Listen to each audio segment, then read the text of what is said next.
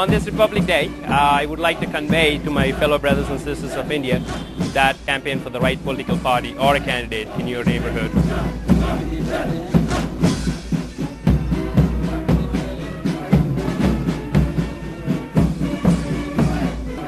On this 65th Republic Day, Video Volunteers urges all of you to celebrate the diversity and plurality of voices and opinions and remind ourselves that the concerns of the most marginalized and depressed communities are the most crucial for a strong and true democracy.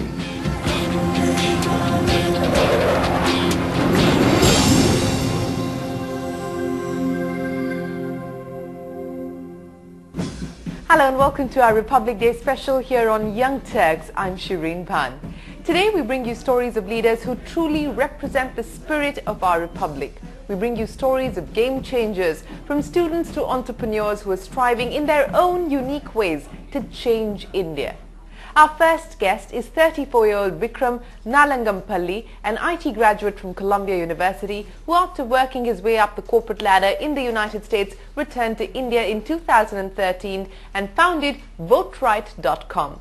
The website provides a variety of online tools and products to enable a two-way communication between political parties and voters. Launched in the middle of November last year, just ahead of the state polls, VOTERITE within a span of just 15 days organized 1,500 campaigners to reach out to over 78,000 voters in Delhi on behalf of the Aam Aadmi Party, the BJP and the Akali Dal. Let's take a look at how Vikram is helping you decide the fate of the nation with VOTERITE.com. The 2013 Delhi election was a watershed for politics in our country. Delhi saw a three-way fight, an upstart taking on the old guard. The result proved that the ultimate power to make or break still remains with the common man. The election scenario in India has been redefined. Political parties have stopped discounting the youth and now are reaching out to the youth through social media. And tapping this opportunity is 34-year-old Vikram Nalangampalli and his venture VOTERITE.com. Targeting voters between 18 to 35, VOTERITE captures the concerns and connects candidates with the members of their constituencies. Providing tools to politicians to manage their digital campaigns, the VOTERITE team has created social media analytic tools to measure popularity and gauge feedback of voters on various issues. We were able to work with the Delhi elections. I think Aam Aadmi Party used the platform extensively. Apart from that, I think the BJP also started looking into it. We also uploaded BJP's agenda. So enabling the citizens to be able to figure out how, why and what. So the reason why VOTERITE came into existence, another reason is we are integrated with the social media.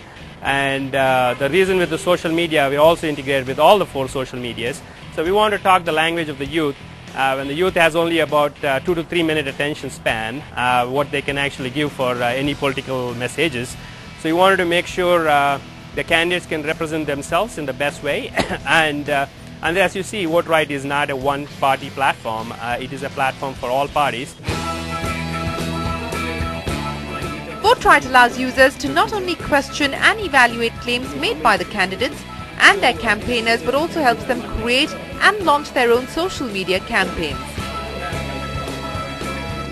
Having registered 18,000 voters across India, VOTERITE claims it's giving the educated youth an opportunity to alter results in over 170 constituencies. Working on a subscription-based revenue model where party executives are charged for campaign maintenance and voter sentiment analysis, Vikram fills us in on the impact the venture has had so far. VOTERITE is not just any messaging platform. We're not soliciting information. While a friend is sharing information about what he likes, and he's promoting or he wants to asking you to vote for another candidate or a party. So that's what he's doing. In the process, 16,000 campaigners were able to reach out to 70,000 Delhi voters in recent Delhi election. That obviously was phenomenal, and of course the feedback we got both from the citizens and the candidates, the political parties which kind of leveraged us, was definitely very impressive, and we kind of liked the feedback, and we also collected a lot of feedback that they gave us that would make the platform better. which we just incorporated most of them, and we are ready for the upcoming Lok Sabha election coming forward. Going forward, phase 2 of growth for VOTERITE will come from generating revenues through advertisements.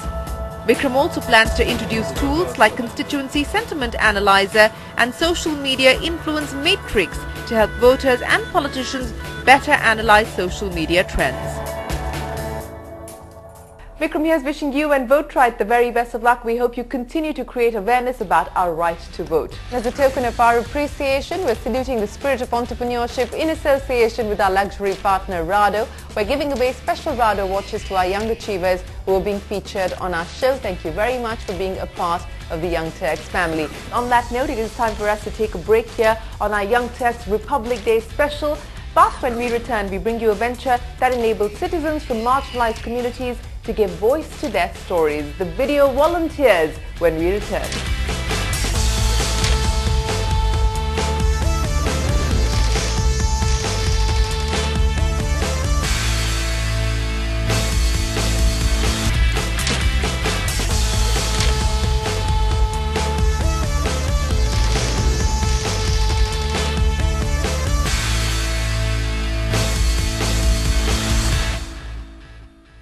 Welcome back. You're watching Young Turks, our Republic Day special. The venture that we're focusing next is empowering rural India to share with the world their stories quite literally. Founded by Stalin K and Jessica Mayberry in 2003, Video Volunteers trains rural communities to demand good governance by teaching them how to make short films to highlight their problems. Headquartered in Goa, Video Volunteers currently has a network of 206 community correspondents, mainly villagers and slum dwellers across the country. Having already grossed revenues of 3 crore rupees, the venture hopes to have at least one correspondent in each district by the 2019 general elections. Here's the Video Volunteers story.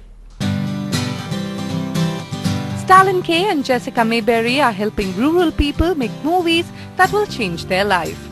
Since 2003, their venture Video Volunteers has been training activists from India's marginalized groups to become community journalists, arming them with cameras to document various abuses, pushing for more equality and running campaigns to shame authorities into action.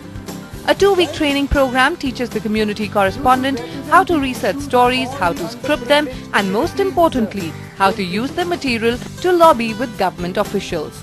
So far, Video Volunteers correspondents have produced over 1,000 2- to 3-minute spots documenting social evils like untouchability, gender bias, corruption and child marriage.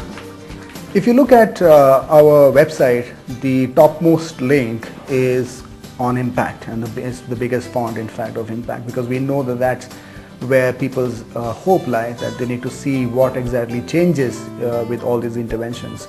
So if you go to that link, if you click on that link, you will see a series of videos, not one, not two, probably about 70 odd videos.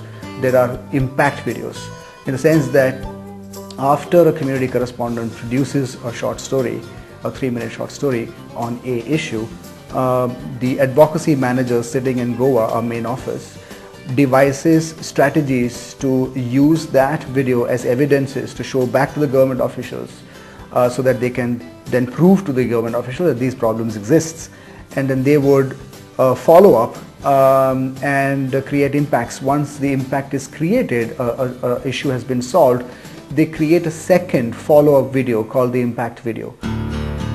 Paying 2,500 to 3,500 rupees to these community journalists for a 3-minute short film and 7,000 rupees per impact video produced, Video Volunteers is not free volunteering work in that sense, and this talent claims is crucial as their correspondents come from economically marginalized communities.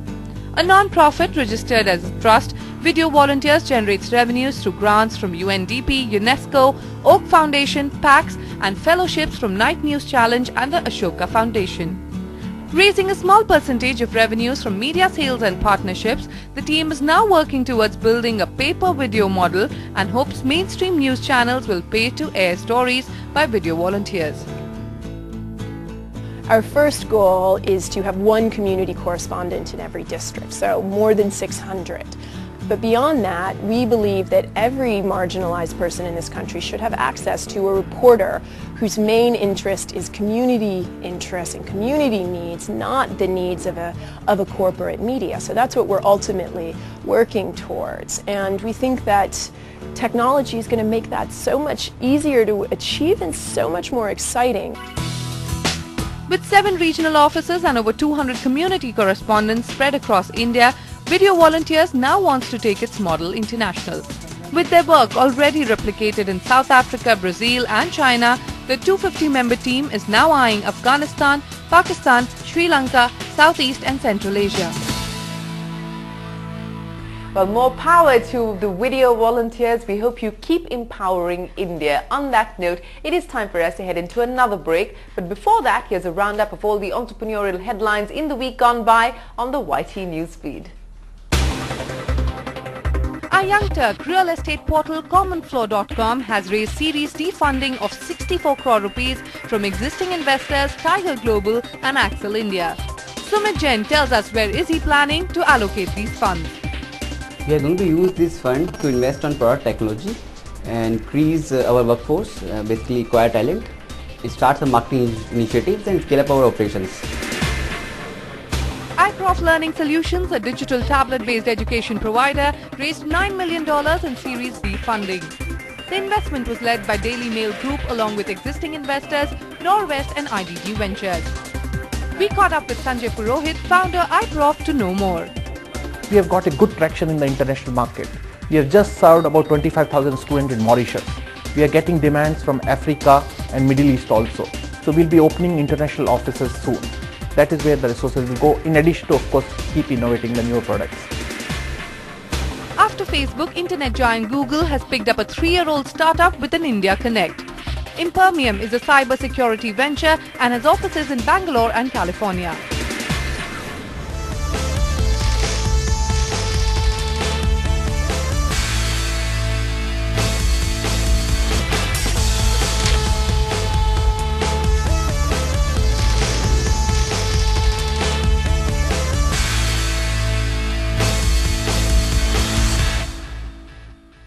Welcome back. You're watching Young Turks, our Republic Day special. It is now time for us to take you to the Sri Ram College of Commerce in Delhi University. Students here have taken up community outreach projects to impact the lives of people in need through business, and they call themselves Enactus SRCC. Enactus, or Entrepreneurial Action, and US is an international non-profit organization of students present across 37 countries. SRCC partnered Enactus in 2007, and since then it's taken up 10 social projects, of which 8 have been completed. Having already impacted the lives of over 4,000 people, let's take a look at how these young leaders are helping puppeteers innovate and manual scavengers unveil a new life with their projects Kaya Kalp and Azmat. Here's their story.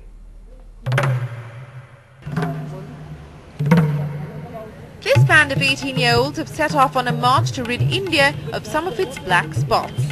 These students of Sri Ram College of Commerce in Delhi are applying business principles learnt in their classrooms to build real-life enterprises at the grassroots. Enactus SRCC is a 65-member society of students run by students but for the lesser privileged. Final-year students act as advisors, second-year students as leaders and first-year students as members who are groomed to take on responsibilities. Faculty advisor Enactus, Abhay Kumar, a professor at SRCC who is also helping Enactus, talks to us about the initiative. Enactus, which was earlier known as SAIF, came to our college in 2007 in academic year, and from that year till now we have taken around 10 projects. It is not a social work, it is not a charity or not a donation kind of work. Basically we choose a community, and according to the need, requirement and skill of that community, we develop a business plan for them. And Enactus SRCC execute that plan with the community, and gradually our always focus is to withdraw ourselves gradually with the moment community becomes self-sustained and independent on their own. So every year we get around 500-600 application forms, people apply, and every year we take only 30 out of them. So process is very rigorous and very strict. For these 5 puppeteers, working with students of SRCC has meant a chance to take their art to more people and make their profession more viable. The Students conducted surveys and identified low-income puppeteers in Katputli colony, Shadipur Depot for Project Kaya Kalp. They've been working with this community for 2 years to revive this dying art form that was stuck in time. The puppeteers traditionally told stories of ancient kings and their kingdom and had seen no innovation in terms of script, delivery or presentation. पहले हम कठपुतली करते थे, birthday parties में करते थे और इतने शोज नहीं आते थे। श्री राम कॉलेज जो कॉमर्स मिला था, वहाँ के स्टूडेंट मिले थे हमें तो 2 साल से हम उनके साथ काम करें। तो हमने उनके साथ काम किया और उनके साथ कुछ नई चीज़ें सीखी है। पिछली बार जब हमने उनके साथ स्टार्ट किया था तो हमने किया एक बुलिंग का शो जो कि स्कूल में चलता है। उसके अलावा हमने किया था उनके साथ अमर सिंह का शो। धीरे धीरे कुछ पहले तो ट्रेडिशनल हुआ था, उसके बाद में हमने मॉपेट्स बनाए, रोड्स पॉपेट बनाई, मास्क बनाए जो अभी आपने देखे थे। Pulling the strings of change in Actors SRCC has already helped 18 puppeteers to date, who today earn up to 2,000 rupees a show as compared to a meager 700 rupees. The Kaya Kalp team now wants to make these artists independent, and here's how. Since we've been innovating with these art forms, we want to make the artists independent. We want to develop them. We want to provide them with personality development and spoken English sessions. We want to teach them how to market themselves now that they know various forms of puppetry. And ultimately our aim is to organize these 18 artists into an independently run, community-owned theatre company, which will be run by them in future, of course. Caste segregation meant living in a different section of Nekpur village in Ghaziabad, always keeping their heads low, faces covered and never getting the right opportunities. But thanks to Enactus SRCC, all 21 women manual scavengers of Nekpur have thrown off their ghungats and now go to class in their uniforms every morning. They're still in the cleaning business, but as manufacturers of Neki detergent. पहले हम मैला ढोने का काम करते थे, उसमें उल्टियाँ लगती थी, कभी बुखार हो जाता था, सर में दर्द हो जाता था। 2012 से हम डिटर्जेंट बनाते थे। भैया हमको अतेक सी पोलातीन थी, पोलातीन में सिलिका, सोडा, सोडियम सल्फेट और पीला पाउडर, नमक, ये सब चीज दिखाते थे, हमको पहचान करवाते थे। ये पहले तो अनाज मिलता था दीदी, और रोटियां मिलती थी। रोटियां तो हम प्लेट लेके जाते थे, ऊपर से डाल देते थे, हमको बहुत बुरी लगती थी ये बात। अब पहले से तो हम काफी कमा लेते हैं। And all this courtesy project Azmat that aims at reattributing respect to these women. Azmat has rescued these manual scavengers by first transforming the village by building 128 eco-friendly toilets and then training these women to manufacture detergents. The team claims that this locally produced Neki detergent is at par with some of the bigger players in the market and sells at 70 rupees a packet. The project team that presently manages the sale of the product through student volunteers is now in talks with stores to retail the brand. But why did Azmat choose detergent as a game changer? Since these women had no prior vocational skills, a lot of them are illiterate and some of them are studied in class 4th, 5th. So what we did was we did a lot of demand assessment and we came up with a detergent because it is one of the easiest things to make in terms of it requires no prior vocational skills, and also it's a basic mixing process, so it's easy. And so then we got the women trained, we got ourselves trained by the ChemiSense group, and they were also very helpful. And then initially we started producing little by little, and now these women can produce around 200 kgs in a day. The team also plans to involve the men of this village to help with local distribution. Also in the pipeline are plans to set up a solar panel for mechanized production. Azmat is also looking at replicating this model in 9 other villages. Enactus SRCC, keep up the spirit. It is now time for VOTERITE Talkback.